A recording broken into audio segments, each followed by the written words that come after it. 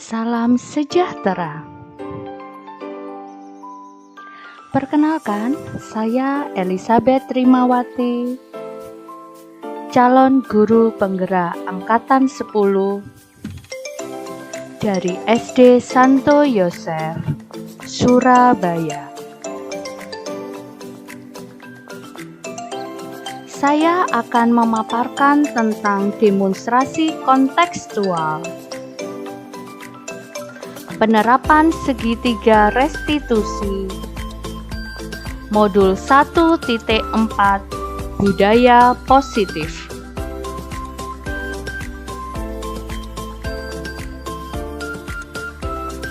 Segitiga restitusi.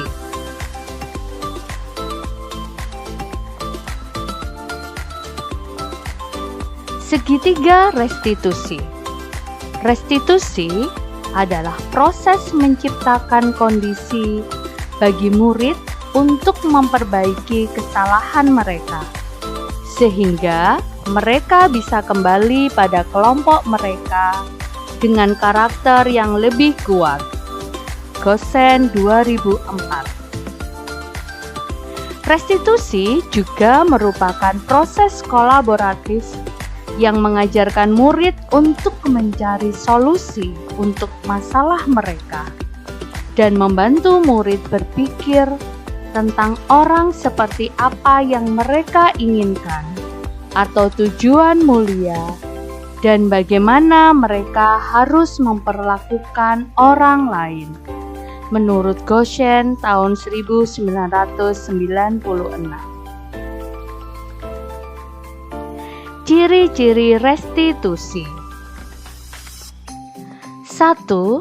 Bukan untuk menebus kesalahan, namun untuk belajar dari kesalahan. 2. Memperbaiki hubungan. 3. Tawaran, bukan paksaan. 4. Restitusi menuntun untuk melihat ke dalam diri. 5. Restitusi mencari kebutuhan dasar yang mendasari tindakan. 6. Restitusi diri adalah cara yang paling baik. 7. Restitusi fokus pada karakter, bukan tindakan. 8. Restitusi fokus pada solusi. 9. Restitusi mengembalikan murid yang berbuat salah pada kelompoknya.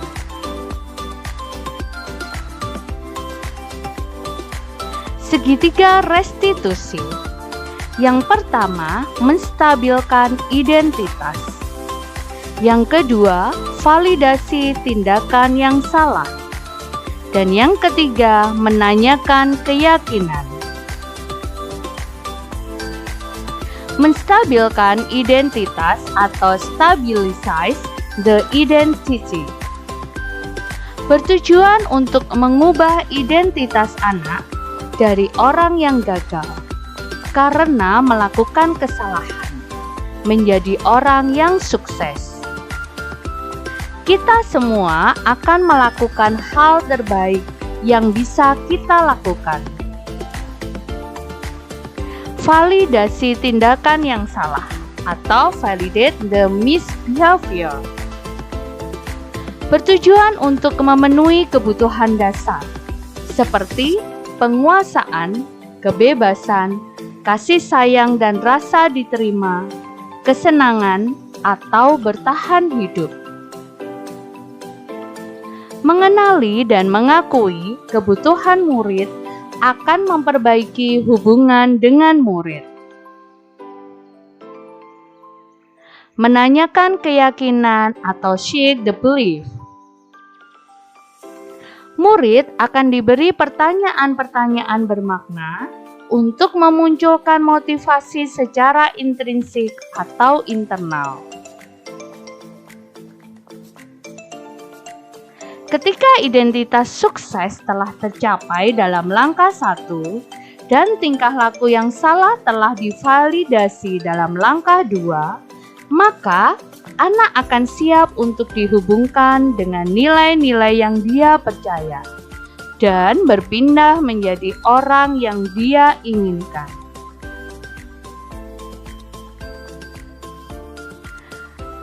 Berikut adalah kasus yang berada di SD Santo Yosef dan saya menyelesaikannya dengan segitiga restitusi. Dalam kasus yang pertama, Ocha saat mengerjakan sumatif akhir matematika menggunakan kalkulator.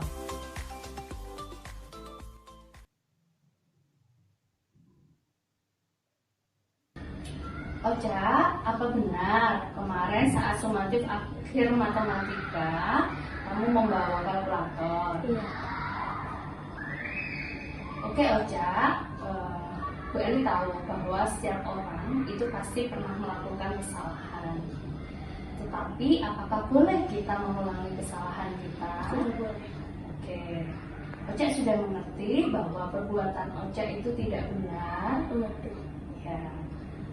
Sekarang Bu Eli mau tanya, kamu pasti punya alasan mengapa kamu melakukan hal itu? Karena ketika saya berhitung untuk mengerjakan soal ulangan matematika, kadang saya itu salah. Makanya saya membawa kalkulator untuk mengecek kembali saat saya mengerjakan matematika. Oke. Adakah cara yang lebih efektif Ocha untuk mendapatkan apa yang kamu perlukan? Ada, saya akan belajar matematika lebih dalam agar bisa mengerjakan matematika tanpa kalkulator. Oke. Kamu sudah tahu atau sudah ingat kan kesepakatan atau keyakinan kelas yang telah kita sepakati bersama? Ingat. Masih ingat? Apa keyakinan atau kesepakatan kelas yang telah kita sepakati bersama? Tidak boleh membawa kalkulator ke sekolah. Oke. Boleh tidak kita mengulangi kesalahan kita? Saya boleh. Ocha tahu mengapa kok tidak boleh menggunakan kalkulator? Karena otak kita harus lebih berpikir daripada kalkulator, karena takut dikira kalau misalnya bawa kalkulator itu mencontoh. Oke. Apa yang dikatakan Ocha itu benar. Jadi kalau menghitung, kita kalau tidak boleh menggunakan kalkulator. Jadi harus belajar sendiri dari pikiran kita sendiri untuk menyelesaikan soal-soal matematika. Ocha sekarang sudah paham? Paham. Oke. Apa yang bisa kamu lakukan supaya kamu selesaikan pelajaran matematika? Saya akan berlanjut les lebih dalam lagi tentang matematika agar saya bisa mengerjakan ulangan atau latihan matematika. Oke, Ocha. Bagaimana usahamu supaya kamu bisa belajar matematika? Saya akan minta bantuan Tuhan, berdoa semoga saya bisa belajar lebih giat lagi dan dapat mengerjakan tugas dari sekolah. Oke. Berarti boleh tidak memakai kalkulator itu? Tidak boleh. Oke. Apakah di rumah boleh memakai kalkulator? Tidak boleh. Iya. Jadi diselesaikan sebisanya Ocha, menghitungnya dengan cara menghitung tidak boleh menggunakan kalkulator. Baik, Ocha sudah paham sekarang? Ocha bisa untuk kesepakatan kelas? Bisa. Oke. Baik Ocha, sekarang Ocha bisa kembali ke kelas. Terima kasih. Berikut adalah refleksi dari Ocha dalam kasus yang pertama. Halo, nama saya Ocha dari kelas 5.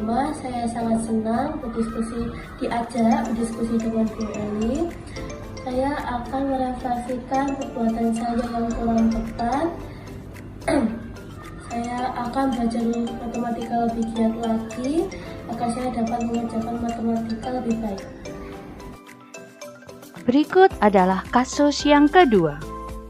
Cantika sering tidak mengerjakan PR. Berikut adalah cara saya menyelesaikan dengan segitiga restitusi. Selamat pagi Cantika. Selamat pagi, Bu. Oke Cantika, Bu Eli ingin tahu mengapa Cantika sering tidak mengerjakan PR? Karena sampai rumah saya kelupaan dan juga itu dikarenakan karena sampai rumah saya langsung main HP. Mengapa Cantika sampai lupa? Karena main HP terlalu lama dan ya gitu saja. Oke. Cantika, Bu Eli tahu bahwa setiap orang itu pasti pernah melakukan kesalahan. Tetapi kesalahan itu tidak boleh dilakukan berkali-kali. Bu Eli tahu bahwa tidak ada manusia yang sempurna, tapi kita harus belajar dari kesalahan yang kita lakukan. Oke Cantika, Bu Eli ingin tahu, kamu tentu memiliki alasan mengapa kamu melakukan hal itu.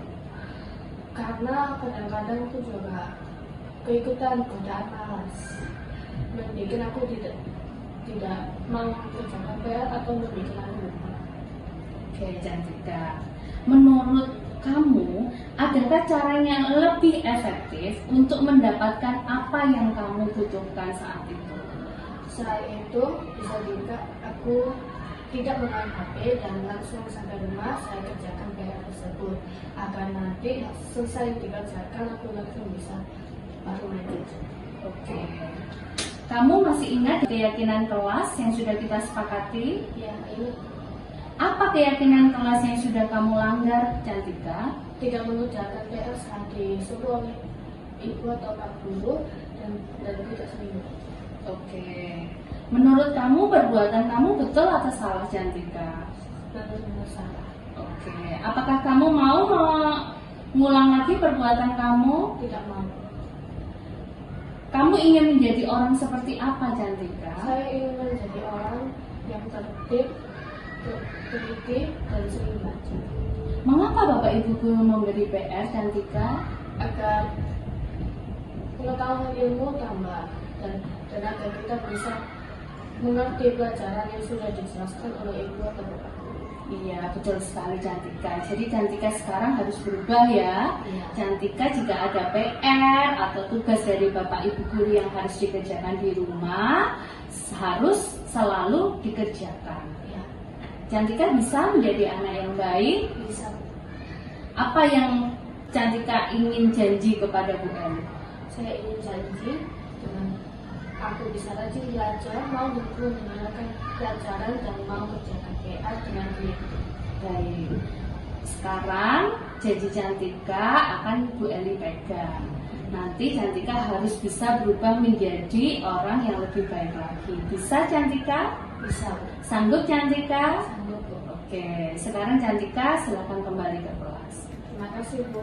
Sama-sama Cantika. Berikut adalah refleksi dari Cantika. Selamat pagi, nama saya Cantika. Hari ini saya senang karena saya telah diskusi dengan Bu Eli dengan kesalahan yang sudah saya bikin, yaitu tidak mengerjakan PR saat disuruh oleh Bapak atau Ibu Guru. Saya sudah berjanji dengan Bu Eli akan saya menjadi anak yang lebih pintar, disiplin, dan mau kerjakan tugas yang diberi oleh Bapak Ibu Guru. Itu saja, terima kasih. Ke toko Pak Agung membeli lilin. Berdua bersama adik. Mari wujudkan murid disiplin. Membentuk generasi yang lebih baik. Salam guru penggerak. Mari kita tergerak, bergerak, dan menggerakkan. Terima kasih. Semoga video ini bisa menginspirasi Bapak dan Ibu.